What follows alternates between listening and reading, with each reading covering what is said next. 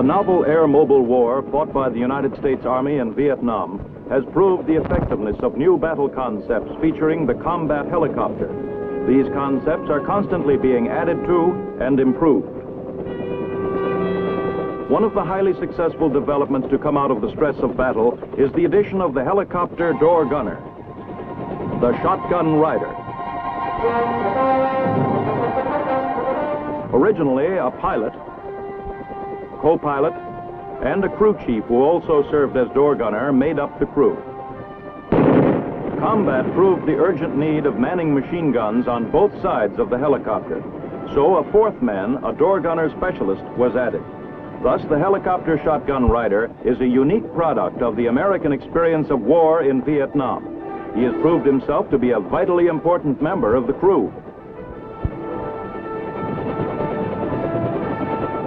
This film will show the intensive training usually received by helicopter door gunners. Then we'll follow them on combat missions in Vietnam.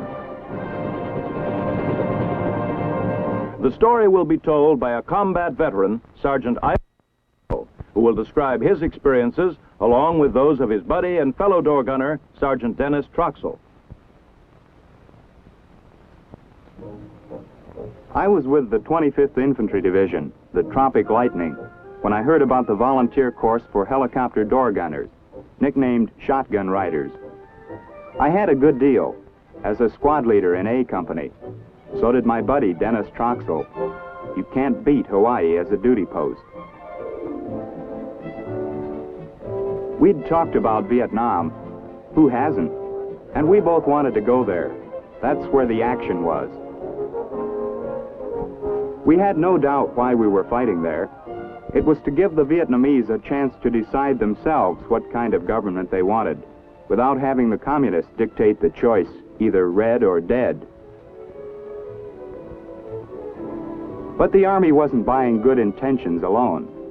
All candidates for the helicopter door gunnery school had to pass a stiff physical exam.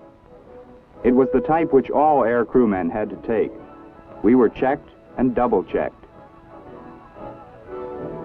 The heart check was backed up by an electrocardiogram. Among the many tests, the most critical were those for hearing and eyesight. Poor depth perception or color detection could flunk you, and it was easy to understand why it had to be that way. On the first day of training, we were introduced to the mechanical beast, the Huey, we'd be riding and fighting from in Vietnam.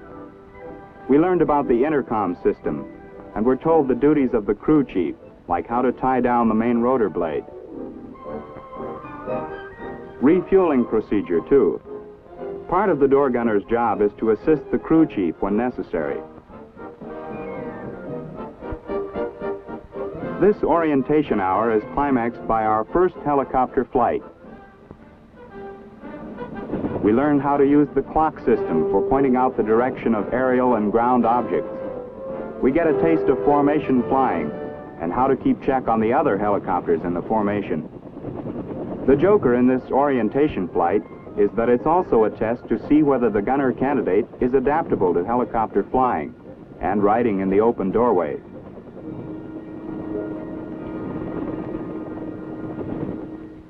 The afternoon of the same day, we started our gunnery training. No time lost in this school.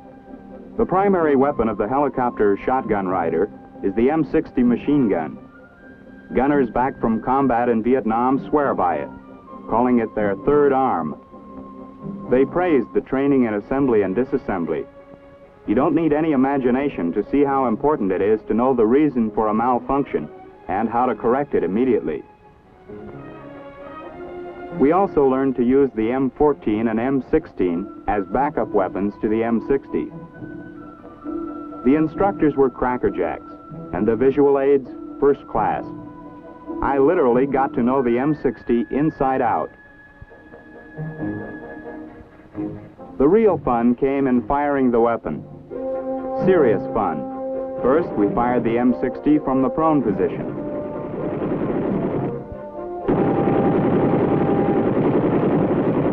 Then standing up. The gunnery got more realistic when we climbed aboard a mock-up of the cargo compartment of a UH-1B helicopter. We practiced firing the M60 from its mount, then free-fired the weapon. In a later session, we learned to use the bungee cord attached to the roof of the helicopter.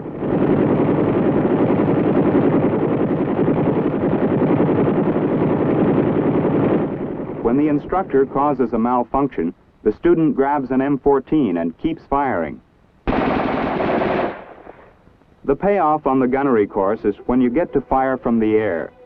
First, we fly a dry run over the firing range, while the instructor points out Viet Cong type of foxholes and entrenchments. This is the Makua Valley firing range on the island of Oahu, and it's a beauty. We learn the procedures for proper visual search, which must be systematic to be thoroughly effective, plus lessons in target acquisition and identification, range estimate in ground distance and slant distance, and how all this is affected by the variables of speed, altitude, and angular motion. Tricky stuff, but fascinating.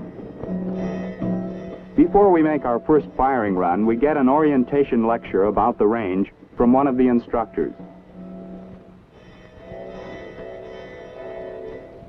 He tells us about the course we'll fly and the ground targets we'll be shooting at. It's a lot like the briefing we'll get before going on a combat mission in Vietnam. It's short and to the point. Then it's move out fast.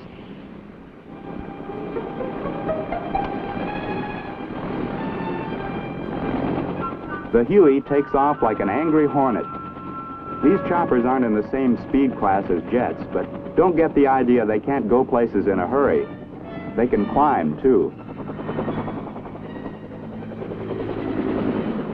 and skim close to the ground like no other aircraft can. We go into a firing run. It's the first time gunner, chopper, and M60 work together. Now I get the feeling of what it is to be a flying shotgun rider. Each student gets to fire in a low-altitude pass over the target area.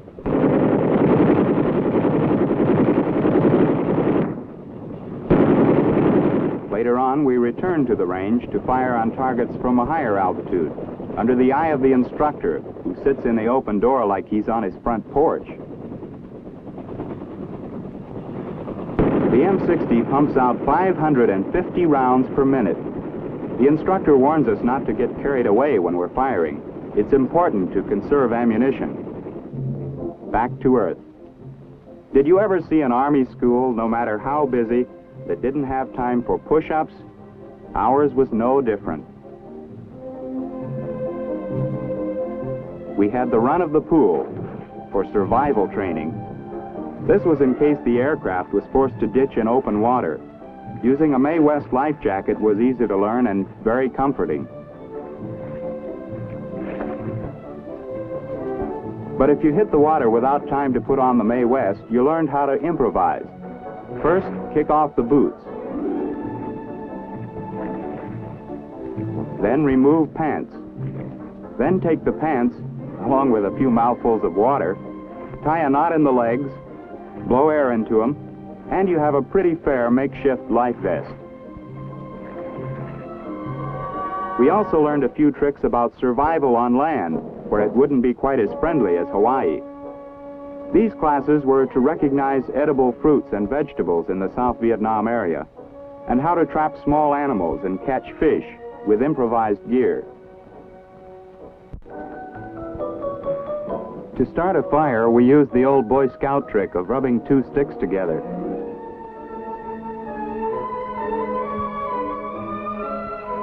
We're lucky the wood is bamboo, because it catches fire quickly. Sergeant Alvarado, the instructor, makes like a chef, jungle style. I don't think you'll find mongoose dishes recommended by Duncan Hines, but you'll have to admit the meat is fresh.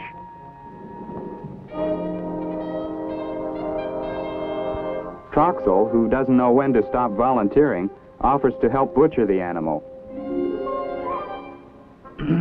Not exactly for the squeamish. Mongoose stew. not like Mom's home cooking, but it is tasty and nourishing. There are tastier dishes. Julie Andrews, who was in Hawaii making a movie, pays us a visit. She's lovely and heartwarming, just like the sound of music. We were also prepared for the worst by an 8-hour stretch of medical instruction. We were shown how to give shots and other emergency medical assistance, like artificial respiration, treatment of fractures, snake bites. It was a welcome relief from training to visit the Schofield Barracks Museum. A lot of the exhibits, both military and historical, are kept on permanent display outdoors.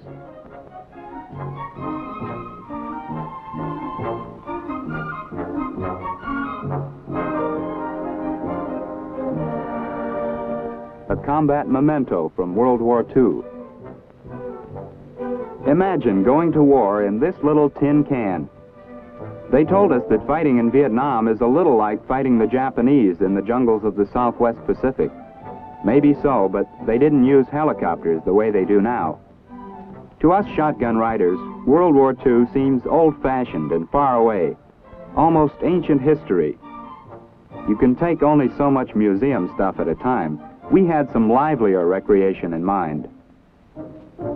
And we wasted no time getting started during our off-duty hours. There was, for instance, sightseeing from the top of Aloha Tower with 2 of Hawaii's friendly guides. Their names, Julie and Sharon. They were pretty sights to see in themselves.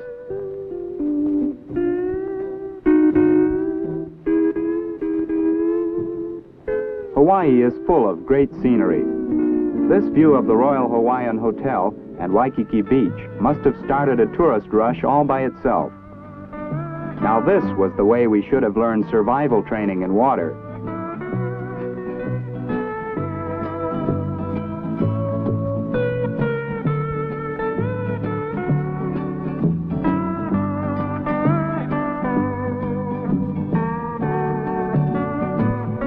I tell you, friends, if you've got to train for war, this is the place to do it.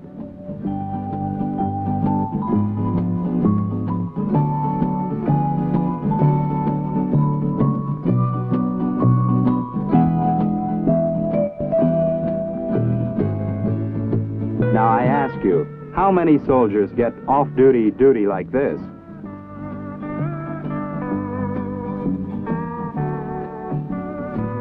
Nothing like a little suntan oil to bring boy and girl closer together.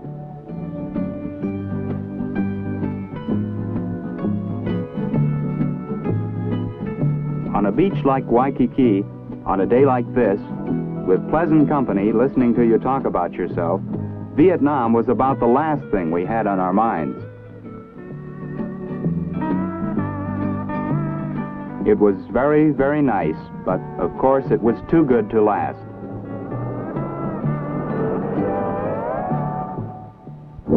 The next day we were running, not riding.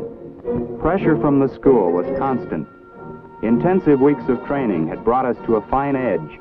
We were ready for combat. In a few days, we boarded a big KC-135 transport plane at Hickam Field. Not long afterward, we were in Vietnam. At first, when you get off the plane at Saigon, you feel like a tourist. But the war was close, very close. In a few minutes, we arrived at the compound of our new outfit, the 197th Aviation Company. After that, it was strictly business, and in a hurry, too. We drew helmets and flak jackets from supply. Next, a briefing at a UH-1B helicopter on the variety of armament systems these choppers carry. This one used the XM-16 system, 2 rocket pods with 7 rockets in each pod, backed up by 4 M60 machine guns mounted on the helicopter pylons. Other weapons systems combine rockets with other kinds of firepower. All of them, remember, are backed up by the door gunner's machine guns. The talk concluded with an important safety point. Keep the gun barrels off the M60s unless the gun is to be used. A little while later, we went out on our first mission.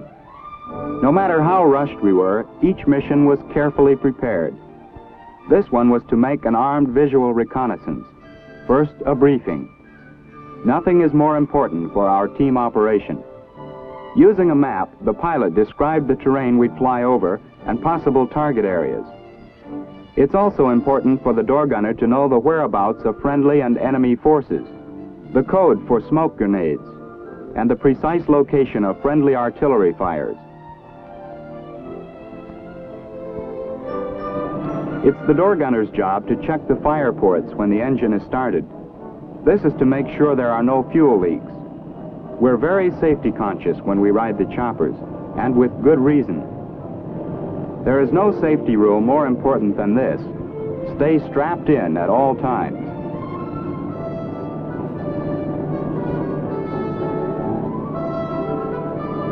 A final step before takeoff is to check the intercom. Here the rule is keep radio conversation to a minimum, no idle chatter.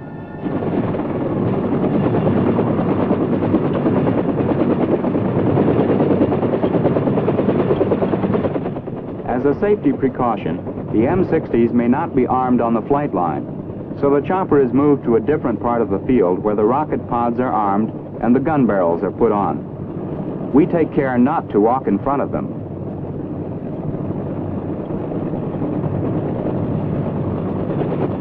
With this done, we were on our way for real. It was a moment I would always remember, my first combat mission.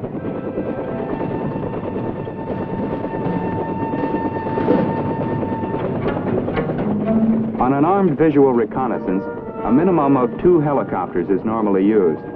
The 2 are known as a fire team light. 3 gunships make up a fire team heavy. The purpose of the mission is to obtain information about the enemy and to locate and destroy Viet Cong positions. The door gunner serves as the eyes and ears of the crew. It's his job to keep searching the ground for evidence of enemy activity. He looks for movement, signs of enemy fortifications and road cuts, the appearance of a new track, and trail activity. The Viet Cong are masters of camouflage. It takes a trained eye and lots of experience to detect them.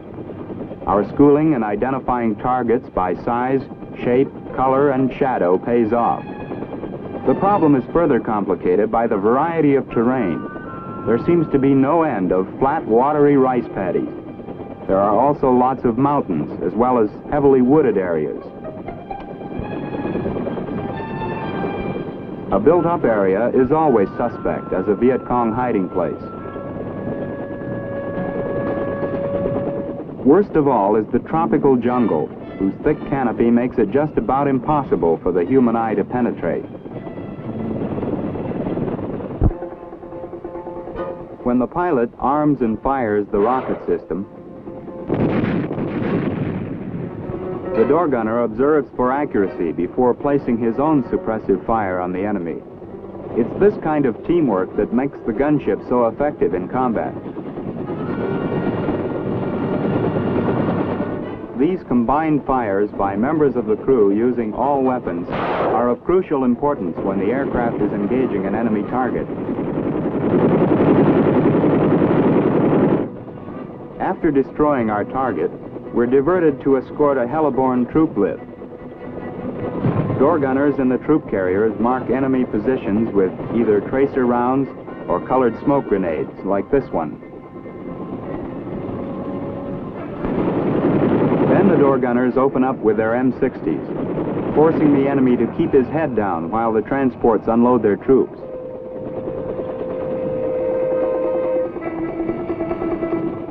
The same procedure is used when the men load on again.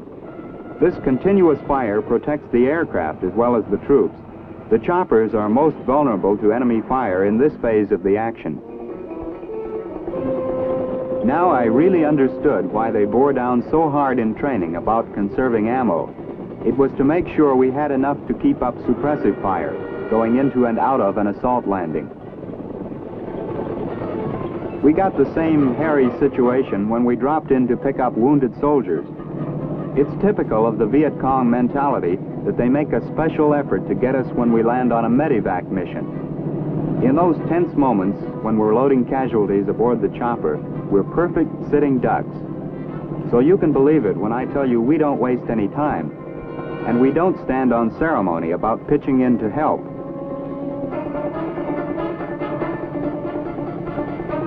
Sometimes we've got to double as medics, too, when an aid man is busy elsewhere or when he needs assistance.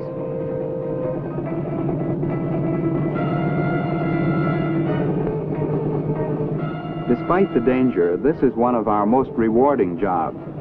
The fact that we can fly out a wounded man to a field hospital in a few hours, sometimes even minutes, has saved a lot of American lives. Vietnamese, too. We're also Johnny on the spot when it comes to hauling critical supplies. We'll be back for these empty water cans when they're refilled. We also haul rations, ammo, fuel, radio parts, you name it.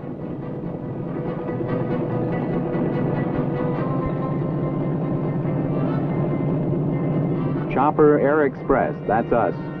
We deliver the goods anywhere, anytime.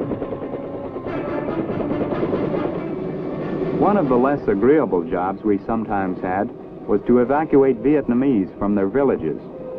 This happened when we suspected that the village was a Viet Cong stronghold.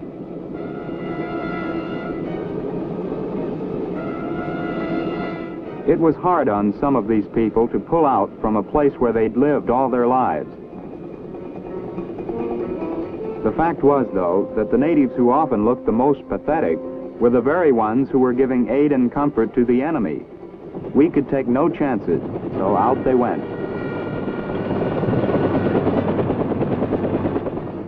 Another mission we had was to give overhead cover to convoys moving through territory where the Viet Cong was known to be strong. We screened the convoy's flanks, front and rear, giving towns a going over as well as open country. You can never tell when a sniper will open up from what is supposed to be a friendly village. We're always on call to give fire support where needed. A Vietnamese outpost reported an enemy attack. We went in to see what we could do, only to find that artillery had already silenced the Viet Cong. Homeward bound, we passed a CH-47 out on a mission. These big, rugged aircraft are primarily troop transport and cargo carriers, but they too carry door gunners as full-fledged members of the flight crew.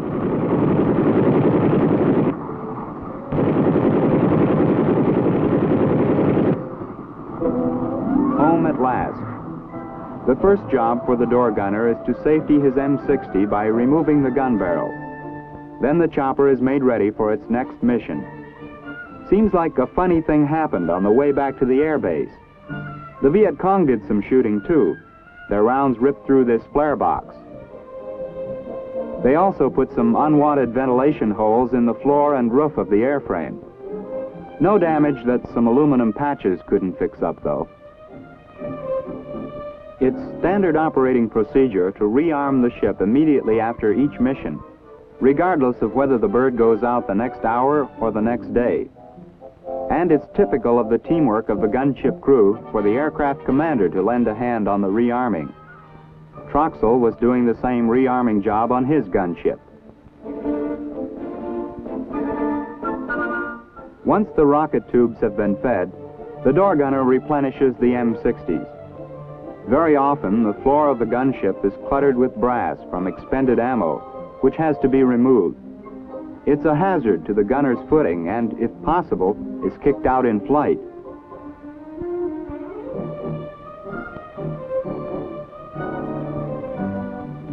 There's more housekeeping to be done.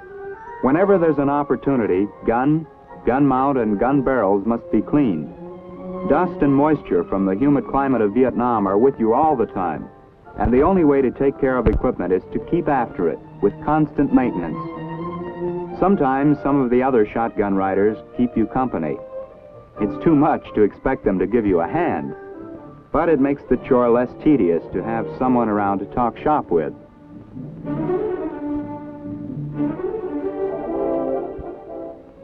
There are times, not often, but they do happen, when there's a chance to relax. Sometimes we catch up on our letters home, or we dip into the local civilian life, such as it is. Taking one of the cycle cabs into town is certainly a tamer ride than flying shotgun on a chopper.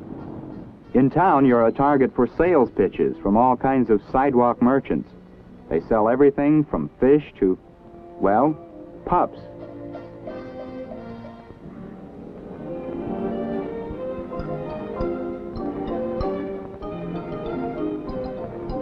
The Vietnamese do a big business with Americans looking for pets.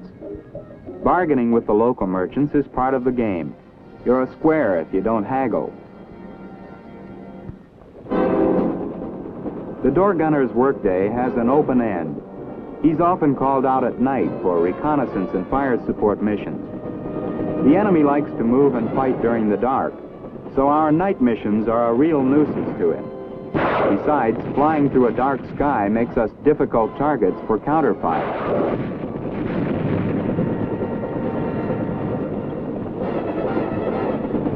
Night missions present special problems to the door gunner. Targets are harder to spot. Also, there's a tendency to underestimate the correct range. It makes it a long, long day, but you don't mind. The more you go out, the more you realize how important a door gunner's job is in this new kind of air war, and how much you're helping the guys on the ground.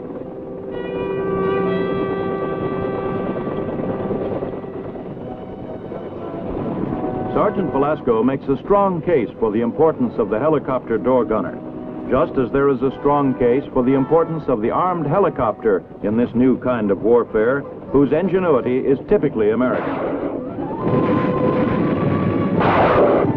Its effectiveness has been proved on and over many a Vietnam battlefield, an effectiveness due in great part to the close-knit team in which the door gunner plays a vital role.